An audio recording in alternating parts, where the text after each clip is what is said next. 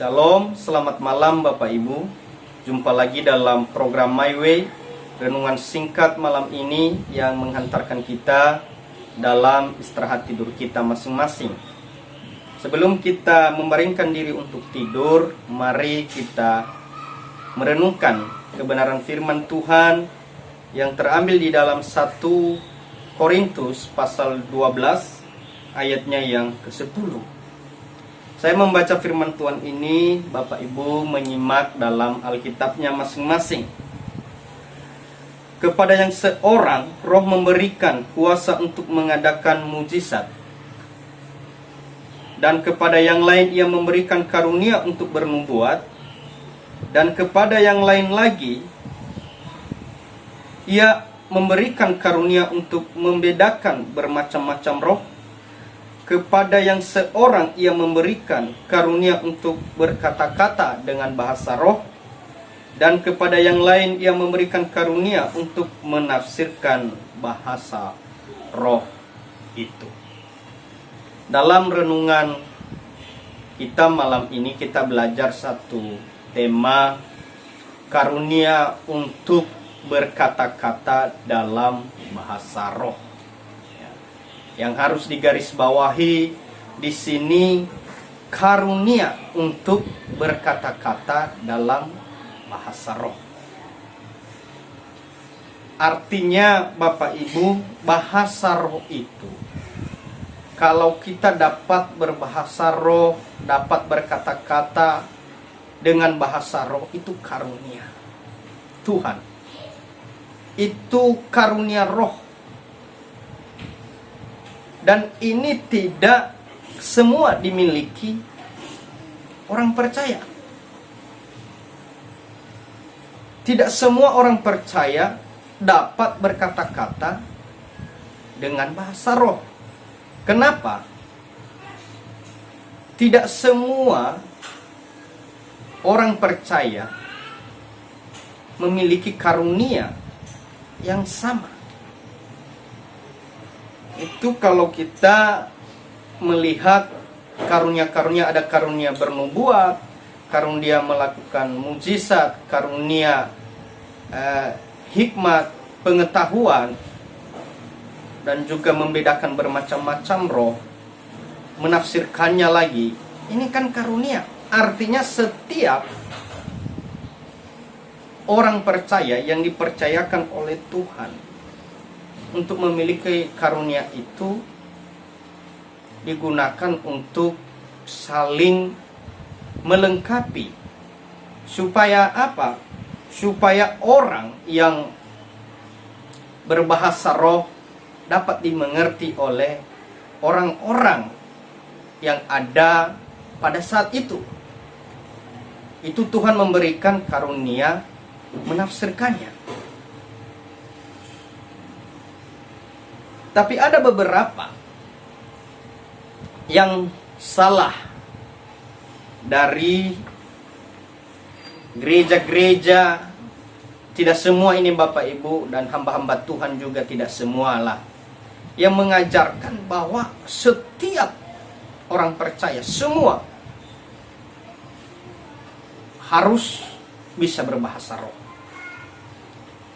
Saya rasa ini tidak tepat Bapak Ibu. Kenapa? Firman Tuhan berkata tadi, kepada yang seorang Ia memberikan karunia untuk berkata-kata dengan bahasa roh. Artinya, Tuhan memberikan kepada orang-orang yang dapat berbahasa roh. Dan ini tidak semua. Untuk apa? Supaya yang lain juga dapat menafsirkannya, dan kepada yang lain juga dapat membedakannya, yang kepada yang lain juga memperoleh karunia berhikmat dan pengetahuan. Makanya Bapak Ibu kurang tepat kalau ada pernyataan yang berkaitan dengan bahasa roh ini ketika seseorang tidak dapat berbahasa roh, maka dicap tidak dipenuhi oleh Roh Kudus. Ini tidak benar. Ini tidak sesuai dengan firman Tuhan. Yang benar adalah bahwa setiap orang percaya diberikan karunia oleh Tuhan berbeda-beda. Makanya tidak semua orang percaya dapat berkata-kata dengan bahasa roh, karena itu karunia. Mungkin bukan karunia berkata-kata bahasa roh yang diberikan Tuhan kepadanya. Bisa bernubuat, bisa pengetahuan, bisa hikmat, seperti yang saya sampaikan tadi. Tetapi kalau kita mencap atau mengambil satu kesimpulan ketika orang itu tidak dapat berbahasa roh, maka dia tidak dipenuhi oleh Roh Kudus, maka kita sedang melakukan perbuatan jahat yang tidak sesuai dengan firman Tuhan. Kenapa saya bilang itu perbuatan jahat? Udah jelas bahwa dia bukan memiliki karunia bahasa roh. Kita memaksakan. Dan ini hal yang tidak baik, Bapak Ibu. Tapi bukan dalam arti saya meniadakan bahasa roh. Bahasa roh ada. Bahasa roh itu ada. Dan itu sangat bagus kalau kita bisa berkata-kata bahasa roh. Yang menjadi pertanyaan, Bapak Ibu, apakah bahasa roh yang kita dengar atau yang dipakai oleh orang-orang saat ini itu adalah bahasa roh yang benar sesuai dengan firman Tuhan? Saya tidak menghakimi, Bapak Ibu. Tetapi saya berani berkata, ketika ada gereja hamba Tuhan memaksakan orang percaya supaya bisa berbahasa roh, ini salah. Kalau memaksakan, itu namanya bukan lagi karunia. Kalau diajarkan untuk bisa berbahasa roh, itu namanya bukan karunia. Itu namanya pelajaran. Karunia itu diberikan oleh Tuhan, muncul sendiri, dan itu disampaikan dan orang diberkati.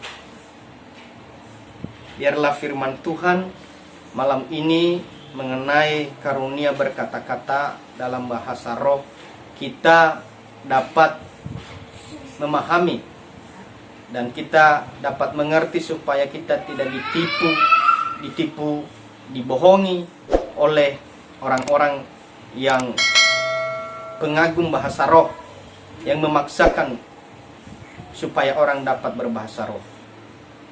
Karena tidak begitu firman Tuhan. Firman Tuhan bahwa kepada yang lain juga, kepada seorang yang lain juga diberikannya karunia untuk berkata-kata bahasa roh. Artinya tidak semua, tapi bahasa roh itu ada, itu karunia, bukan pelajaran. Bahasa roh itu diberikan oleh Tuhan, bukan untuk dipelajari. Selamat malam Bapak Ibu, selamat istirahat. Tuhan Yesus memberkati kita semua. Amin.